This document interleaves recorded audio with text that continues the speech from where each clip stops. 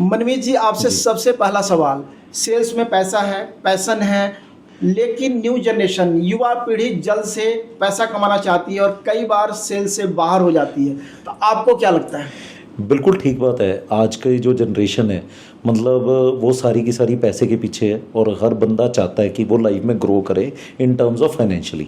तो मेरे हिसाब से अगर इसकी एक टर्म्स है जो कि मेरे गुरु ने मेरे को बताई थी कि अगर आपको विटामिन एम चाहिए, कि विटामिन मनी चाहिए आपको, तो आपको एक चीज़ का बहुत ध्यान रखना होगा, आपको एक और दवाई लेनी पड़ेगी इसके लिए। तो मैंने उनसे पूछा था जी विटामिन एम मिलेगा कैसे, कहाँ मिलता है, कैसे मिलेगा?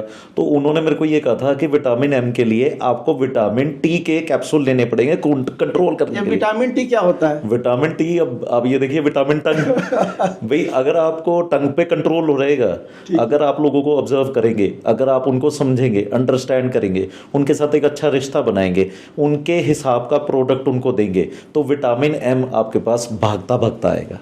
अब एक अगला सवाल है जी। अब तो आप एक मैनेजमेंट लेवल पे आ गए हैं, तो जब आप न्यू हायरिंग करते हैं तो आप क्या खास ध्यान रखते हैं कैंडिडेट में? देखिए, कैंडिडेट्स आज के टाइम में हमारे पास बहुत ज़्यादा आते हैं क्योंकि we are a big brand now in Mohali.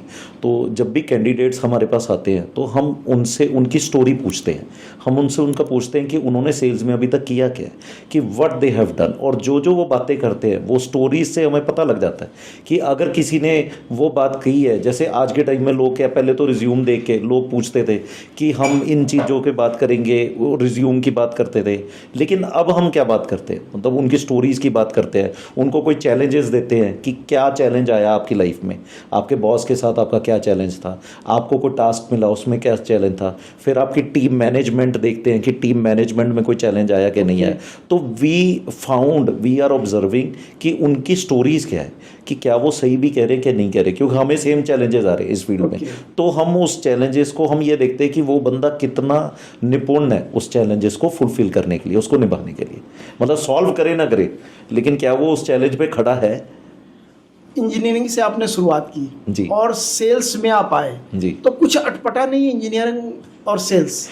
और मुझे ऐसा लगता है कि इंजीनियर मेरे को सोसाइटी ने बनाया और सेल्स मेरे को मेरे पैशन ने बनाया। या घर वालों का दबाव था इंजीनियर बने? मैं वही कह रहा हूँ, सोसाइटी में ही आ जाते हैं घर वाले भी, क्योंकि उस टाइम पे वो एज ऐसी होती है कि आपको पता नहीं होता कि आपने लाइफ में कहाँ जाना है। तो एक कॉलेज लाइफ से निकल के या एक स्कूल लाइफ से निकल के आपको घर वालों ने कह दिया इंजीनियरिंग कर लो।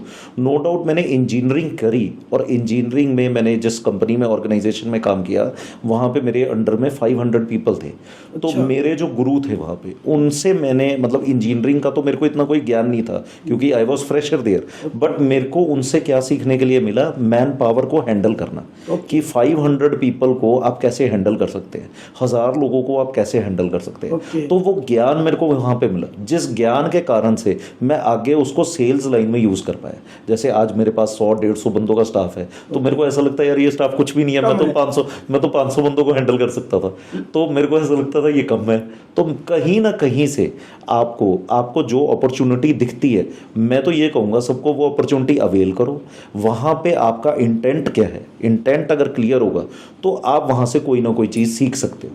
तो मेरे हिसाब से मैंने वहाँ से वो चीज़ मैन पावर हैंडलिंग सीख ली, जो कि आज मेरे को सेल्स वाली फील्ड में काम आ रही है। आप इंजीनियरिंग में एक अच्छे पोजीशन पे थे और सेल्स में जब आप आए तो एक सामान्य एग्जीक्यूटिव जी, कुछ अजीब सा नहीं लग रहा है? क्या था ये? बहुत अजीब था, बहुत बड़ी शिफ्ट थी, क्योंकि इंजीनियरिंग फील्ड में मैं प्लांट हेड था, मैं एक प्लांट को पूरा देख रहा था। और मैंने जब उसको ये मेरा डिसीजन लिया, क्योंकि मेरा एक फ्रेंड था, वो मेरे पास आया कि रियल एस्टेट में ऐसा होता है और इतनी अमाउंट ऑफ मनी बन सकती है, इतनी मेहनत करके आपको ये कर सकते हैं। तो एक पैशन था, एक जज्बा था काम करने का, लेकिन डायरेक्शन नहीं थी, आई वॉज डायरेक्शनलेस। तो मैंने एक बार बस भगवान पे विश्वास करके बस मैंने ये सोच लिया कि यार मैंने रिस्क लेना ही है, और मेरी एज भी थी रिस्क लेने की। तो मैंने वो रिस्क ले लिया, बस मेरा वो रिस्क फ्रूटफुल हो गया। वो कहते हैं ना रिस्क लेना जरूरी है, तो रिस्क लें तो पता लगता है कि वो रिस्क का क्या है। अगर तो कामयाब हो गए तो इट इज़ अ गुड, मतलब लर्निंग फॉर एवरीबडी, अगर नहीं होते तो लर्निंग फॉर माई सेल्फ। तो मेरे को लगता है अब एवरीबडी के लिए लर्निंग। सैलरी से स्टार्ट किया था आपने? देखिए, मैंने तो बहुत कम सैलरी से स्टार्ट किया था, मेरे ख्याल से 5500 रुपीज़ की सैलरी थी। 5500 में आ गया? 5500 में मैंने शुरुआत की थी, 5500। और इंजीनियरिंग में कितनी सैलरी मिल रही थी? इंजीनियरिंग में मेरे को सैलरी उस टाइम पे मिल रही थी 25,000 से 5500 पे आ गए थे क्योंकि यहाँ पे इंसेंटिव स्ट्रक्चर था।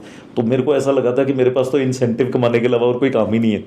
तो घर वालों ने नहीं रुका? तो घर वालों को एक्चुअली में उस टाइम पे उनको वो ही नहीं पल रहा था कि हम किस उसमें से गुजर रहे हैं, क्योंकि मेरे सपने बहुत बड़े थे, विजन बहुत बड़ा था, काम करने की लगन बहुत ज़्यादा बड़ी थी, और मेरे को ऐसा लग रहा था कि मेरे पास पैसा होना चाहिए जो कि बहुत इंपॉर्टेंट है ग्रोथ के लिए। तो मैं बहुत ज़्यादा फाइनेंशियल फ्रीडम को मानता था। तो मेरे को ऐसा लगता था कि 40 से पहले पहले मेरे को फाइनेंशियली फ्री होना है। तो मेरे को किसी ने ये रास्ता दिखाया और मैं इस रास्ते में एंट्री की।